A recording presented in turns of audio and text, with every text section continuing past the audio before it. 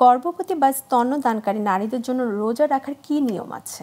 এটা আসলে মেয়েদের জন্য মাসলা মাসাইলের মধ্যে যে বিষয়গুলো আছে এগুলো জানা আসলে খুব জরুরি।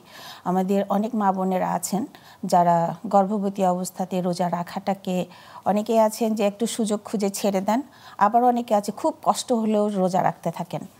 তো দুই জনদের জন্য বা দুই গ্রুপের জন্য আমি বলছি যে ইসলাম কখনো মানুষের উপরে খুব কঠোরতা কখনো আরোপ করে না।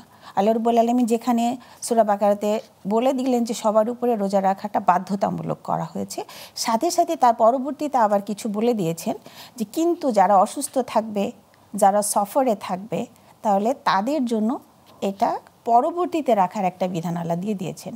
সুতরাং গর্ভবতী অবস্থায় যে মায়ের জন্য, অনেক মায়েরা আছেন যে তারা সারাক্ষণ বমি করতে থাকেন, খান আর না খান বমি হতেই থাকে। সুতরাং এই মায়ের জন্য ডিহাইড্রেশন হতে পারে এবং বাচ্চার জন্য সেটা ক্ষতিকারক হতে পারে যদিও তিনি রোজা করতে থাকেন। সেক্ষেত্রে রোজা রাখাটা কি ইসলামে বাধ্যতামূলক কিনা? আমি সেটা বলছি যে ইসলাম এই ক্ষেত্রে মেয়েদেরকে স্বাধীনতা দিয়েছে। তার শারীরিক অবস্থার কথা বিবেচনা করে ডাক্তার যদি তাকে পরামর্শ দেন যে রোজা রাখলে তার এবং তার বাচ্চার দুজনেরই ক্ষতি হবে, পানির স্বল্পতা হবে, ফলে দুজনেরই জীবনের ঝুঁকি থেকে যাবে, এই অবস্থাতে এই মা রমাদানের রোজা না রাখতে পারেন।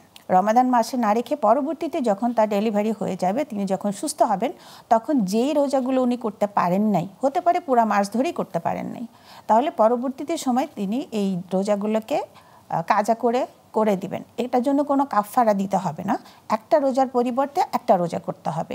সুতরাং কারো যদি 30টা রোজায় বাদ চলে যায়, পরবর্তীতে উনি গুনে গুনে 30টা রোজা করে দিবেন। এবং সেক্ষেত্রে বলা হয়েছে এখানে কোনো বাধ্যবাধকতা নেই যে উনি কবে বা কত দিনের মধ্যে করবেন। ওনার সুস্থতার উপর ডিপেন্ড করবে যে উনি যখন শারীরিকভাবে সুস্থ হবেন তখন তিনি রোজাগুলো করে দিবেন। একসাথে করতে হবে এমনও কত কথা নেই, তিনি ভেঙে ভেঙে এগুলো আদায় করে দিতে পারেন। ঠিক একইভাবে স্তন্যদানকারী যে মা, যিনি নিজে রোজা রাখলে বাচ্চার খাবারের সমস্যা হয়, যেই বাচ্চা মায়ের দুধ ছাড়া অন্য কোনো কিছুই খায় না, এই বাচ্চার জন্য বলা হচ্ছে, তাহলে সেই ক্ষেত্রে এই মার জন্য এই স্বাধীনতাটা আছে যে তিনি পরবর্তীতে রোজাগুলো পুরা করে দিবেন।